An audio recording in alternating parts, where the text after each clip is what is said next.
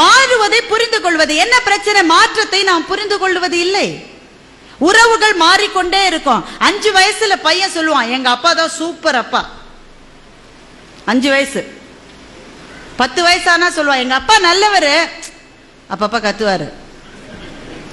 15 வயசுல சொல்லுவான், அம்மாவை கூப்பிட்டு, உன் வீட்டுக்காரர்கிட்ட சொல்லிடுமா, அப்பப்ப என் ரூட்ல வராரு, மரியாதையா இருக்காரு. 20 வயசானா பையன் சொல்லுவான், எப்படிமா இந்த ஆளை போய் நீ கல்யாணம் பண்ணிட்ட? அப்படின்னா பையனுக்கு 20 வயசுன்னு அர்த்தம். 30 வயசானா பையன் சொல்லுவான், சார் நான் எங்க அப்பாவோட பேசுறது இல்லை சார், நான் என்ன செஞ்சாலும் தப்புங்கிறார் சார், அவரோட நான் பேசுறது. அப்படின்னா பையனுக்கு எவ்வளவு வயசு? 30 வயசு.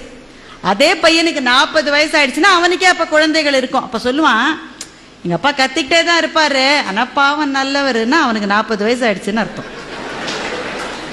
அவனுக்கே 50 வயசு ஆயிடுச்சுன்னா சொல்லுவான், அந்த வறுமையிலேயே எங்க அப்பா எங்களை எப்படி வளர்த்தார் தெரியுமா, மை டாடி இஸ் கிரேட்.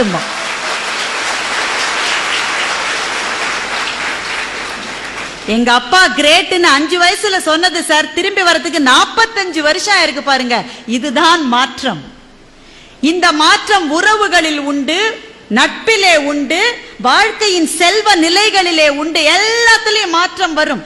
எந்த மாற்றம் வந்தாலும் நான் தொடர்ந்து பயணிப்பேன் யார் நிற்கிறார்களோ அவர்களுக்கு சோர்வு வருவதில்லை.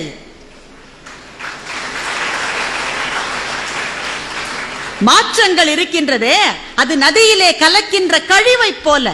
எந்த கழிவு கலந்தாலும் ஓடிக்கொண்டிருக்கிற வரைதான் நதி. கழிவு கலந்துட்டாங்களேன்னு அது நின்று போச்சுன்னா நாற்றம் பிடித்த குட்டையாகி விடும். அது